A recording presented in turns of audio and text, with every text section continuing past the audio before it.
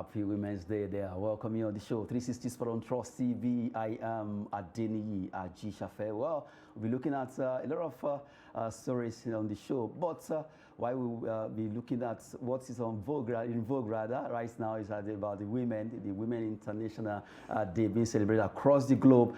Before then, we quickly talk about the Europa Conference and also UEFA Champions League. Just yesterday, Lazio lost against AZ Alkmaar. Quickly, let's look at that together before we talk about the women. Well, in that particular Europa Conference League round of 16, Lazio they lost against AZ Alkmaar 2-1, where Pedro scored for Lazio, but Pavlidis and Kakes were the scorer for AZ Alkmaar in that particular encounter. And quickly, let's look at the UEFA Champions League that was also played between Chelsea and Dortmund, and also involving Benfica and Club Brugge. Benfica against Club Brugge ended 5-1 in favor of Benfica. Ferreira da Silva, Ramos, João Mario scored in the 71st minute, and Nere Campos making it the 5th goal while they defeated Club Brugge in that particular match. Major scoring for Club Brugge there, making it 7-0 by aggregate. And you have Chelsea defeating Borussia Dortmund 2-0. The first leg ended 1 in favor of Borussia Dortmund, but the second leg, Sterling and Kai Havertz, they were the scorers there. Good one for Chelsea. They were able to stomp over Borussia Dortmund. So for Benfica, a good one for Benfica for the fact that they really roast Club Brugge of Belgium 7-0 by aggregate, 5-0, and also 2. Well, from the way it is right now, you look at Benfica strolling to the next round. Congrats to Benfica. And you have to look at Chelsea versus Dortmund. A good one for Chelsea. They were able to do it, courtesy of Raheem Sterling and Kai Havertz. But the fact that they scored those goals that silenced Borussia Dortmund, despite having Jude Bellingham in their kit, and also looking at Marco Reus and all the entire squad from Germany this time around. Chelsea have that's a win back-to-back after defeating Leeds United. They also did well beating Borussia Dortmund. Just giving you updates concerning those games that happened in the UEFA Champions League and also in the Europa Conference League, where AZ Alkmaar defeated Lazio in that particular encounter. I greeted you earlier as the Happy International Women's Day, and now we'll be celebrating the women. This day is set aside to applaud women worldwide and also to look at issues that have to do with women. But we'll be looking at Nigerian women in sport, and that's why we have a guest that she has been there as an ex-international when it comes to handball. She played handball, and also she's also into netball and a lot of sporting activities that she's really involved with. We have in the studio Toyin Aluko, although she's a PhD holder. Anyway, we have to celebrate her. Happy Women's Day. Thank you very much. It's good to have you in the studio, and the fact that we're able to get you down here, we want to appreciate that. Thank you. Thank you. Okay, let's start with focusing on this International Women's Day, that we're looking at Nigerian women in sport. You were there as an ex-handball player. You've done a lot of things when it comes to sport. Yeah. And if I should be reading your profile, maybe we won't leave the studio. But in a nutshell, just tell us your experience as a former athlete. Okay, thank you very much. I started my sporting career in primary school. I grew up in the barracks, and the barracks environment gave me opportunity to do so many sports. I learned table tennis in the barracks, cycling, running, netball, because there was netball in the 60s and in the 70s. From there, because of the passion for sport, when I got to secondary school, I became an all-rounder. And by the time I got to Form 3, I was already in the team's relay, in the school relay team. And by the time I got to Form 4, I was already, anchoring the last leg. By the time I got to Form 5, I was crowned as the queen of the track, because I won the gold medal in 100 meters, 200 meters, and I was good in high jump, long jump, shot put, discus, javelin. I was an all-rounder. By the time I finished secondary school, I was not discovered. Before I finished secondary school, I was not discovered. But somehow, I was not discovered in athletics, but somehow, my final year in secondary school, I saw, on the assembly, our games master and one man. And the games master introduced the man as a handball coach. wow. And the man now told us that we should meet him at Loyola College ground. Loyola from my school, maybe I think about 20 minutes walk. That interested students should, meet him at Loyola College. He went around the schools within that vicinity. Of course, because of my love and passion for sport, I was there. And that time, Oyo State was preparing for the first National Sports Festival before the National Sports Festival in Kaduna in '77. So I represented my zone during the Oyo State Sports Festival, Ibadan Barapa zone, and I became the best because of the carryover skills from other sports. So we were taught handball, and I was, in the Oyo State team, to the National Sports Festival in Kaduna 1977. My first appearance to represent Oyo State took me to the national camp. There, the national coach identified me, and I became a national handball player. What year was that? That was in 1977. What a way. And I represented Nigeria, for about 8 years. We won with the first time handball played finals in the Nations Cup in 1983. I was a member of the team. But before then, in 1981, we won a bronze medal, in Congo Brazzaville. So after my playing career days, I left and I became a coach, handball coach. The same handball? The same handball. I was employed as a national female coach, the first female coach in Nigeria by the then National Sports Commission. I coached the national female team for about 14 years before I switched to sports administration. Well, you can just go along with us there. She has been telling us about how she went to become the first female coach when it comes to sport in Nigeria. And right now we have her in the studio in the person of Toyin Aluko. Right now we need to celebrate the women for what they've done in the world of sport in Nigeria. That's why she took us on a journey from Oyo State to the federal, talking about Nigeria now, where she represents Nigeria as far back as 1977. She started representing Nigeria in handball before turning a coach. Well, all this, your experience, at least I'm sure young girls are watching that will inspire them into this sport called handball or any other sport. Now, I saw in your profile that you are the General Secretary of Netball. Yes. So how did you get into netball? Quite interesting. Like I said earlier on, netball was in Nigeria in the 60s and 70s. But all of a sudden, netball went into oblivion. Why? Because there was no structure. There was no functional federation to coordinate the activities of netball in Nigeria. And apparently, when Nigeria was preparing for the All-African Games, 1973 All-African Games, netball was not part of the sport. So that was where sports like basketball, handball, volleyball took over. And because there was no federation to coordinate the activities of netball, netball just died a natural death. And at the end of the day, we tried as much as possible, to partner with a club, called Bringing Netball Back, and Netball Development Nigeria. We tried to, talk to them and all that. But I want to tell you that AFAN, being the president of Association of Former Female Athletes of Nigeria, we partnered with an organization called SED in UK. They gave us some netball equipment, and we tried as much as possible to revamp netball last year, which we did. AFAN built a netball court. I guess we can have some of the graphs of those netball that was shared there. Okay, go ahead. So that was the program whereby we revamped the game of netball in Nigeria, and we distributed the equipment received from this company, this organization in UK said, we gave to some states and all that. And from there, the federal government, the Committee of Sports in Nigeria, approved the inclusion of netball, for the last sports festival as a demonstration sport. So we were in Asaba. We demonstrated netball, and they're quite interesting. The state's directors were invited.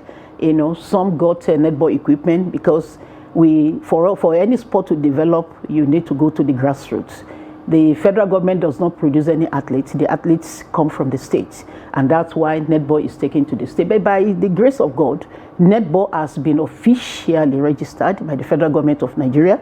We now have an association. We now have Nigeria Netball Federation, headed by Dr. Henry Uzenko as the president. And you are the secretary? Secretary General. And we have Air Commodore Rahina Tugaraba as vice president. These are powerful women that actually head in netball. Hopefully netball will grow in Nigeria. We've been talking about Nigerian women in sport, and it's been a wonderful time in the studio with, maybe I should call you a legend now when it comes to, now when you play handball representing Nigeria, were you able to win some trophies or laurels? Yes, I did. I said that earlier on, that for the first time, in the history of handball in Nigeria, I was one of the players that won the first medal at the African Nations Cup, the highest. We played finals, we lost to Congo, and why did we lose? We were meant to win that gold medal, and at the end of the day, before the finals, we were not paid our allowances. So it has not. It's not a new story. That No. And before the athletes have been owed. Exactly. We played, that was 1983. 1983. 1983. You were not paid your allowance. No, we qualified. We were expecting the allowances. It never came. They tried to encourage us to play the semi-finals. We played the finals, and we qualified for finals. And we told them we were not going to play the finals. And it took the ambassador of Nigeria in Egypt to talk to us to play the finals. Of course, we were demoralized. That was one of the reasons why we lost, and that would have been the first gold medal for Nigeria in handball at the Nations Cup. But that's at least and one of the reasons why, we formed the Association of Former Female Athletes of Nigeria, is to address such issues. AFAN, is a voice, to the vulnerable athletes, because Nigerian athletes are vulnerable. That's the truth, because of their backgrounds, and because they don't have the resources to be able to stand on their own and speak. But as AFAN is Association of Former Female Athletes of Nigeria. We've been there, and we are ready through our own sporting activities, to discover some of these female athletes, educate them, empower them, and mentor them. Actually, we are serving as role models, and we are not taking the issue of education lightly. We want them to go to school. In our time, if not for God, some of us wouldn't have been in school because our coaches were not educated per se.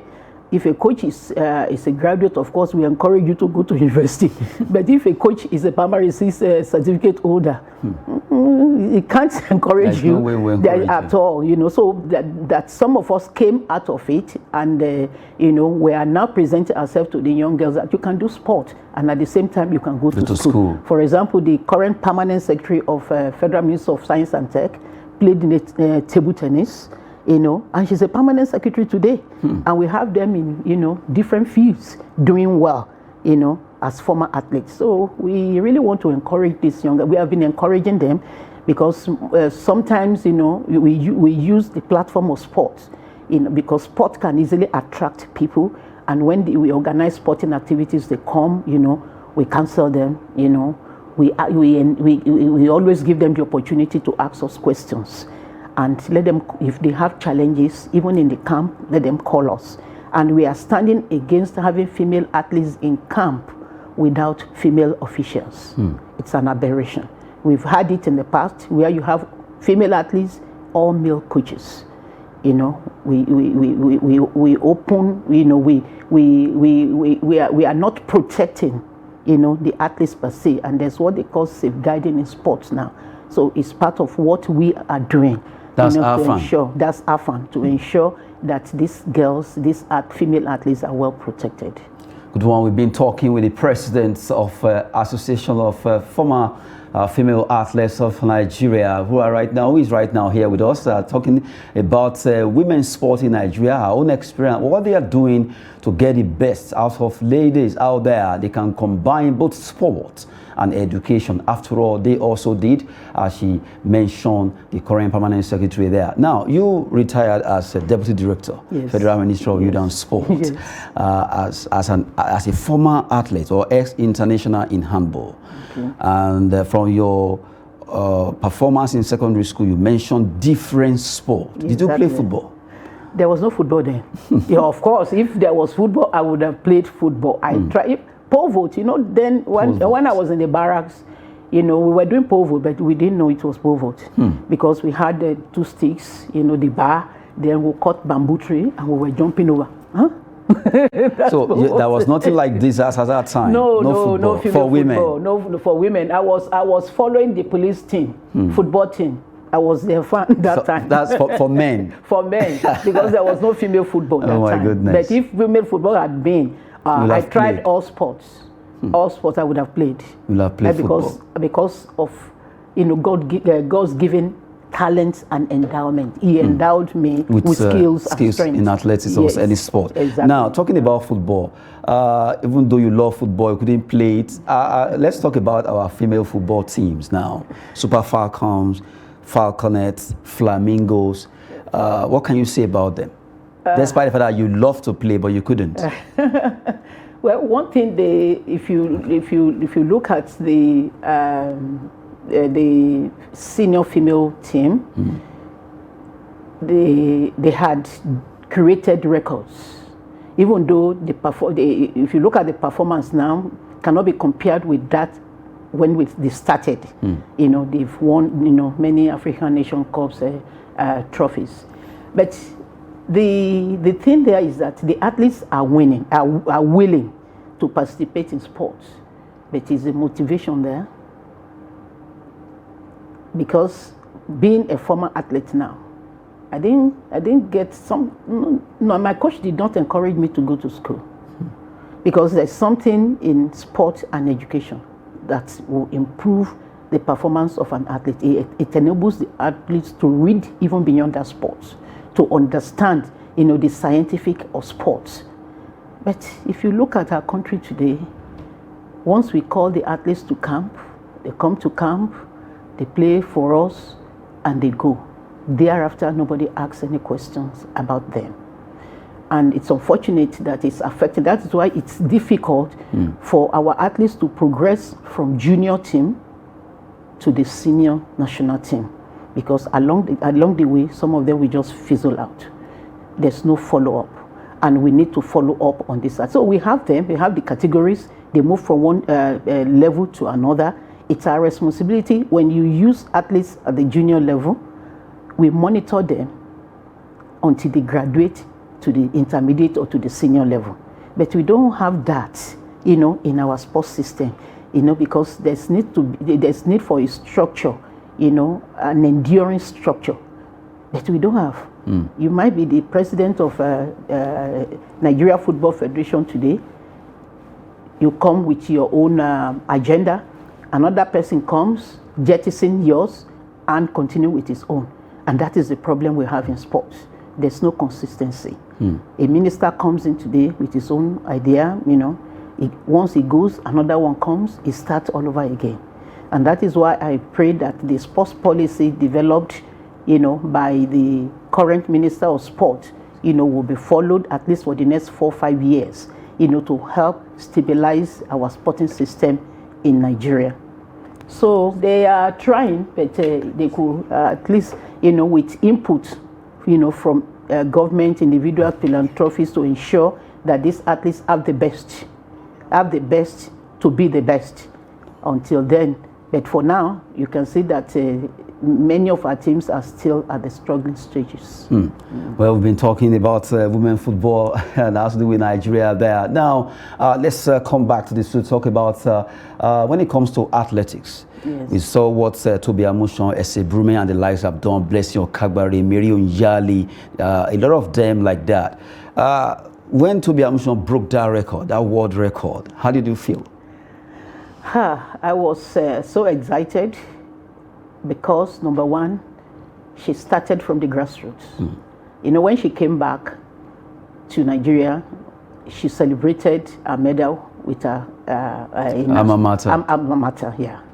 And I was so excited because of that. You know, you can't win world title, you know, just coming into sport anyhow. You must start from somewhere. She had paid her dues. Just like Usain Bolt, didn't just spring up from anywhere. At all. I watched him when he was 16, you know, how he moved gradually. He was being beaten along the line until he became the world champion. The same thing, Amusan. She was beaten when she started along the line, but she did not give up. So that's one thing I also, you know, I learned from her. Don't give up. And I'm encouraging the athletes out there, don't give up. Because if she had given up about 4 or 5 years ago, she wouldn't have been able to win, you know, set the world record. So she's one thing is that I just pray that she keeps competing neat, you know, neat, because that is when you become a real role model. When you say neat now, let's clarify that means it. When you don't have any records of doping, of doping, drugs, yeah, of drugs. And by the time she retires, just imagine her now joining the Association of Former Female Athletes of Nigeria. Anywhere she talks, a lot of people will listen. They will listen. They will respect her as a world champion. As a world champion, you know, that retired without any blemish, without any doping history. Unlike the way Maria Jones ended her career. Exactly, exactly, and even Okagbare, you know, because at the end of the day, one thing that the international IOC, you know, sees them as not being a model, a right example for the young athletes, and that's why they take the issue of doping seriously. Seriously, because if you see somebody winning because of that person has taken a banned substance, of course the younger ones will say, let me to take something, you know, because I want to do that. Exactly, and our own system, doping system in Nigeria must be worked upon. We need to test our athletes here before they go out. We don't need to go and test them outside and we disgrace ourselves. Let's test them here before any event, shortly before any international event. Let's test them, you know, and if we know they are not qualified, you know, to participate because of that problem, then we withdraw them, rather than, you know, going over there internationally. And once they mention the name of the athlete, they will mention Nigeria, from Nigeria. So we need to protect the image of our country through sports. Well, good one there. Now, let's digress away from athletics. Let's talk about basketball. The Tigress of Nigeria and also Basketball League in Nigeria. That has to do with women. For a while now, it has been on the waiting list. Let me use that word for Women League in basketball. But for the Tigress, against all odds, they've been able to conquer Africa when it comes to this particular sport. Yes. Let me talk as an athlete now.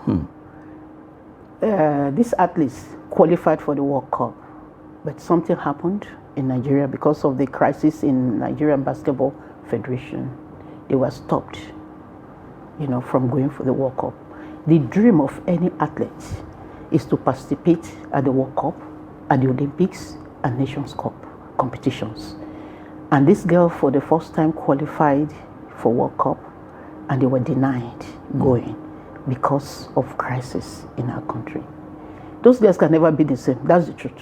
Psychologically? Yes, psychologically. Some might never come back to basketball because, you know, it's a dream.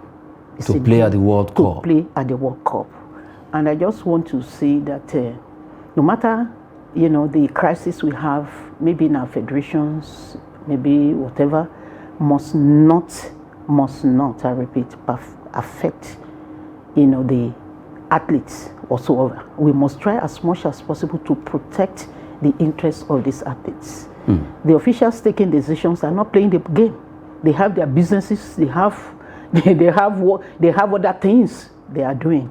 But most of these athletes don't have any other thing apart from basketball. Why must we deny them of that opportunity, you know, of being at the World Cup just because of the crisis? So we have learned our lessons, because it's the person that wears the shoe that knows where it pinches.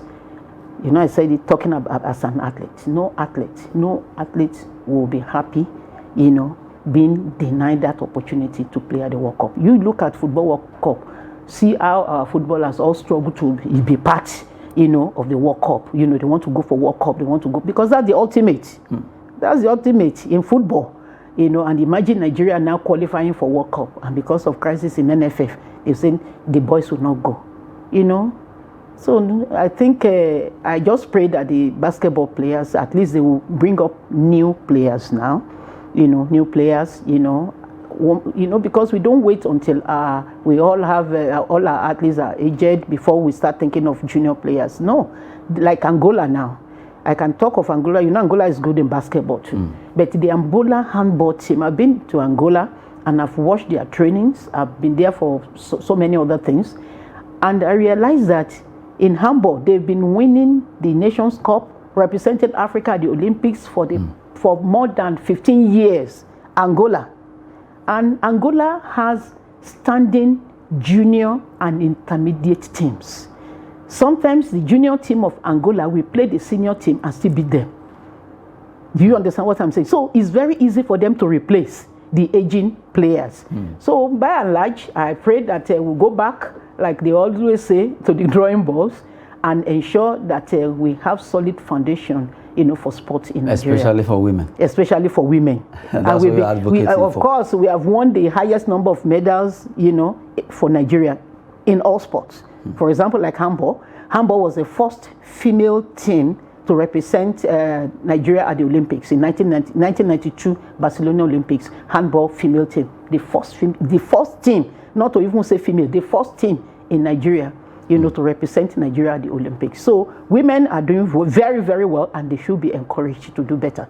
They should be encouraged to do better. We've been talking with the president of Association of Female retired female athletes in Nigeria, and she's been doing so well, giving us all those updates concerning women's sport in sport. That's with Nigeria. Well, it's International Women's Day, and we just have to bring an ex-international, someone who has been there, who has seen it all, to come and talk to us concerning sport. Sport is always business, as we always say, but for the women, we need to get it on for them. Thanks very much for coming on the show. Thank you. Thank you so much. I am Adeniyi Ajisafe. Thanks for watching. Thank you.